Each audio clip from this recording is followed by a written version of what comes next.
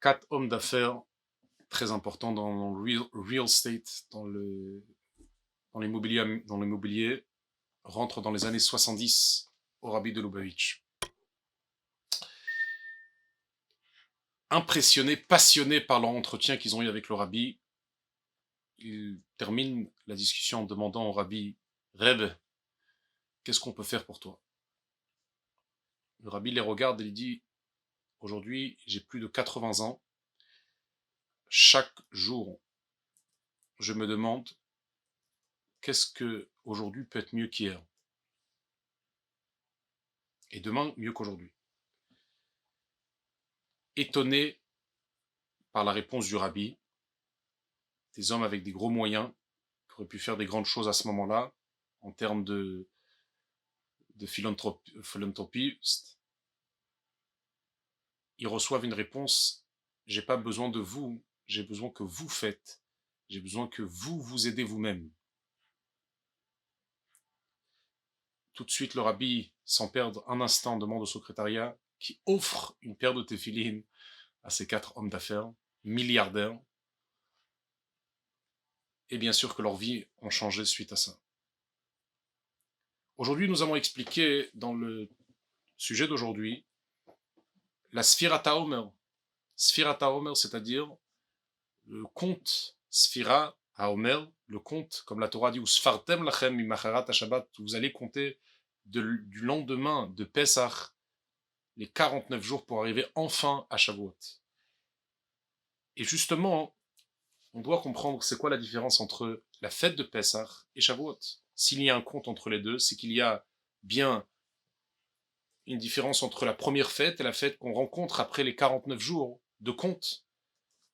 En précédent, que le mot Sfartem Lachem, c'est-à-dire l'interprétation de Sfartem qui veut dire éclairer, vous devrez que le vôtre, le vous, avec vos caractères, doit être éclairé, doit briller. Il faut que vous brillez. Ça, c'est le mot Sfartem, à part la traduction qui veut dire compte, mais il y a une autre signification dans le mot Sfartem, la chose Safrut ou Behirut, qui veut dire éclairance. Il faut que le vous, lachem, le vous soit éclairé. Vos caractères soient éclairés. Je vous donne 49 jours. Mais pour expliquer comment vous devez être éclairé, vos caractères doivent être éclairés, il faut d'abord expliquer la différence entre Pesach et Shavuot. Pesach, qui est la première fête, quand on est sorti d'Égypte. Entre eux, il y a 49 jours de compte, de travail de soi, de travail de rentrer l'éclairance, le rayonnement dans nous. Et enfin, on arrive à la fin, à la fête de Shavuot, qui est le don de la Torah. Alors, la sortie d'Égypte, Pessah, c'est la sortie d'Égypte qui signifie l'élan, qui signifie le fait d'être lancé, le fait de courir vers la liberté. Je vais expliquer.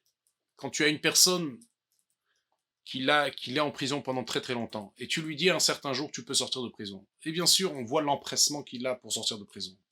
Un endroit où il n'est pas au top, il n'est pas bien dans soi-même, il n'a pas ses amis, il n'a pas sa société, il n'a pas sa famille, et tu lui dis un beau jour, man, you go out, you gotta go out, comme on dit en anglais, tu dois sortir de prison. Et bien sûr, on va voir cette personne-là, il veut pas rester même un instant de plus. Il sort avec avec la plus grande vitesse de cette situation-là. Nous, les Bnei Israël, on était dans un emprisonnement. On était dans l'étroitesse matérielle, Mitzraïm, qui veut dire l'étroitesse. Et automatiquement, quand on a eu cette occasion, cet dévoilement de Dieu qui nous a fait qu'on a pu sortir d'Égypte, que ça soit dans le terme matériel, mais que ça soit aussi dans le terme spirituel. Alors on était dans l'empressement de sortir de cette raison du dévoilement de Dieu et on voulait s'attacher à Akadosh Baruch Hu. On a senti, comme à l'image de la personne qui rentre dans la liberté, on a senti que d'un moment où on était dans l'obscurité, on voyait pas clair qu'est-ce qui est bien, qu'est-ce qui est pas bien, d'un certain moment, soudainement, il y a une lumière divine qui est jaillie sur nous. et qu'on voit qu'est-ce qui est bien, qu'est-ce qui est pas bien, alors on va vers le bien et on sort en courant vers le bien. Par contre, Shavuot, c'est différent. La fête de Shavuot, c'est pas sortir et courir vers une lumière qui a jailli, qu'on était dans un état et qu'on retrouve un autre état. Et c'est pour ça qu'on va pour s'inclure dans cette lumière-là, qui s'appelle le Eor En Sof, la lumière de Dieu. Ça, c'est la fête de Pessah, la lumière, le jaillissement de la lumière de Dieu. C'est pour ça qu'on sort de la situation où on se trouve. Shavuot, la fête de Shavuot, 49 jours après, c'est la fête où Dieu lui-même descend en bas. Vayered Havaye al Har Sinai, comme c'est écrit dans le monde, par rapport au don de la Torah. Dieu lui-même est descendu dans la montagne de Sinaï. C'est-à-dire, on ne sort pas, nous, pour s'inclure dans Dieu, mais c'est au contraire, c'est Dieu qui descend vers nous pour s'installer dans le monde. Et c'est ces deux concepts-là, à des termes dans les langages de la Chassidoute. Ratso et Shov. Ratso qui veut dire courir, sortir d'une situation. Shov qui veut dire retourner au point où on est.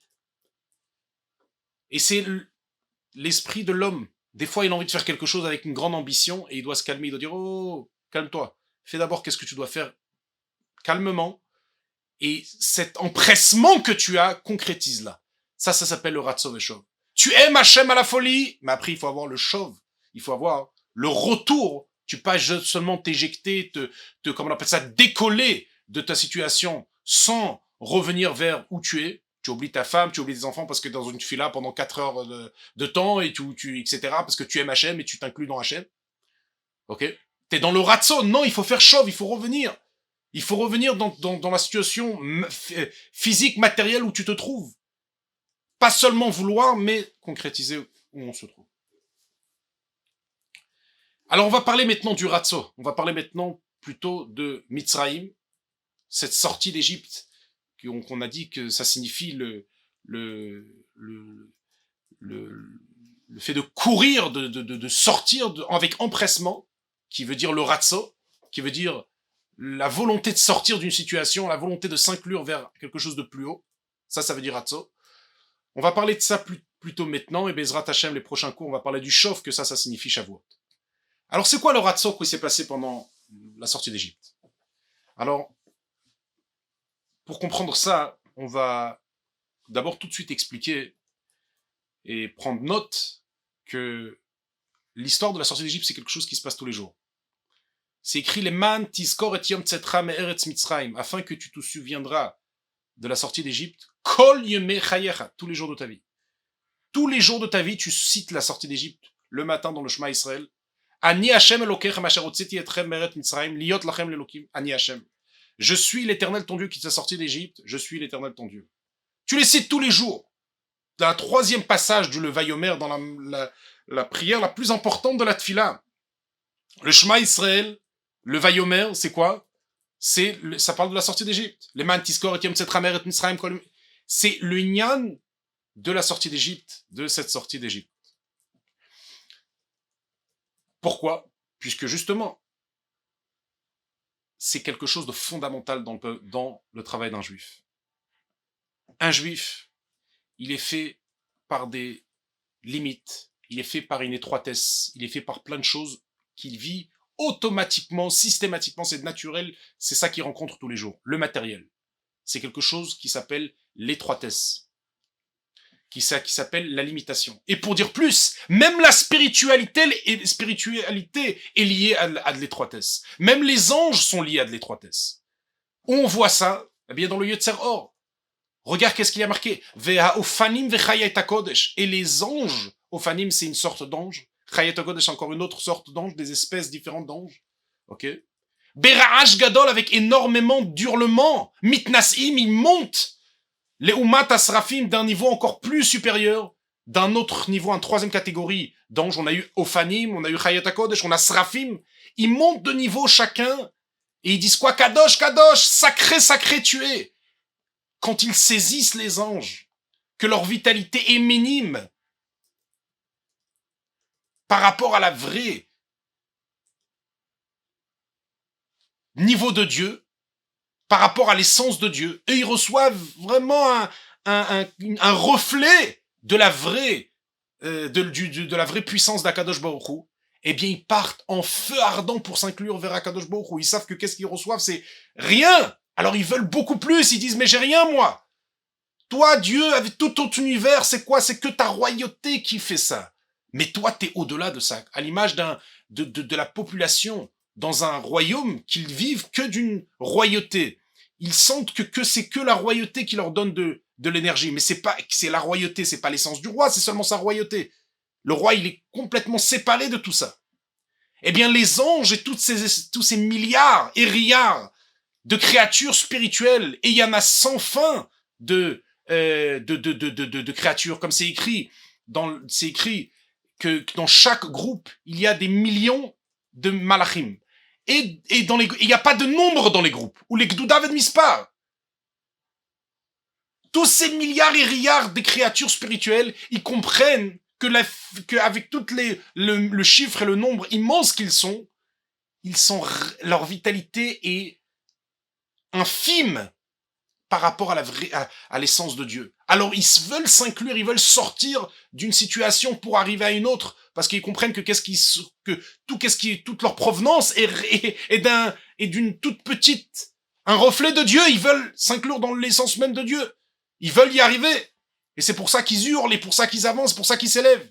Eh bien nous, quand on lit tout ça dans le Yotzer Or, avec bien sûr les Psuké des Imra, les louanges de Dieu qu'on fait avant le Yotzer Or, dans la Tfila, puisqu'on sait que la Tfila est partagée d'abord par les louanges de Dieu, avec les Télim du roi David. Après, on arrive à les brachot avant le Shema Israël, qui s'appelle les brachot Kriyat Shema. C'est là où on voit toutes les anges, comment, le chant de toutes les anges, comment ils veulent s'inclure dans Dieu. Eh bien, nous, ça nous fait automatiquement la même réaction. On a envie de sortir. On a envie de sortir aussi de cette étroitesse à l'image de l'ange qui a envie de s'inclure parce qu'il sent que c'est beaucoup plus haut que qu'est-ce qu'il a. On a envie de sortir de toute cette étroitesse de ces mitzraïm, ce metzarim et gvulim. Et c'est ça exactement la sortie d'Égypte. La sortie d'Égypte, c'est de sortir de ces étroitesses quelconques, que ça soit spirituel ou matériel, et de vouloir arriver à quelque chose de beaucoup plus élevé.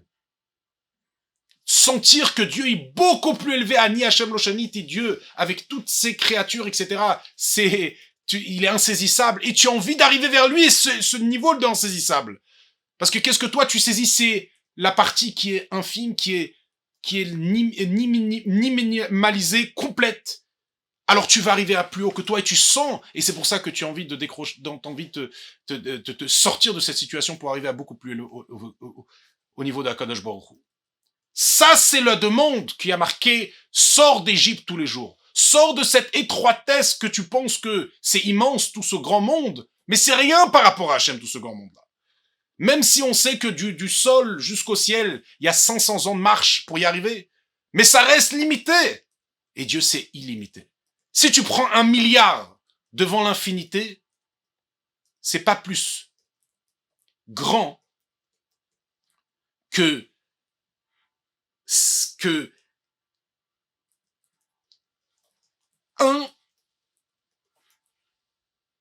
1 milliard devant l'infinité. C'est-à-dire que 1 milliard, de 1 face à 1 milliard, ça reste relatif. 1 milliard par rapport à l'infinité, il y a aucun rapport. C'est-à-dire toutes ces créatures avec toutes ces grandeurs, par rapport à l'infinité, c'est rien à voir, c'est pas relatif, c'est incomparable. Et c'est ça qu'est-ce que on doit avoir comme ressenti pour vouloir s'élever de tout ça. Sentir que toute notre grandeur, toute notre immensité, ça reste, par rapport à l'infinité de Dieu, ça reste incomparable, ça reste insignifiant. Et je ressens ça, j'ai envie de me libérer de ça et arriver vers cette infinité de Dieu. Ça, c'est l'obligation de sortir. Ça, c'est la demande que Dieu a réfléchi, médite à tout ça, pour après enfin sentir et vouloir se libérer de toute cette étroitesse matérielle, limitation quelconque, même spirituelle, et s'élever vers l'infinité de Dieu. Et ça, c'est le début. Ça, c'est la sortie d'Égypte qu'on a eue face au dévoilement de Dieu. Vouloir s'inclure, sentir que voilà, qu'on était dans l'étroitesse et on voulait s'inclure. Après, Bezrat Hashem, on parlera comment le Homer et Shavuot et Matan Torah.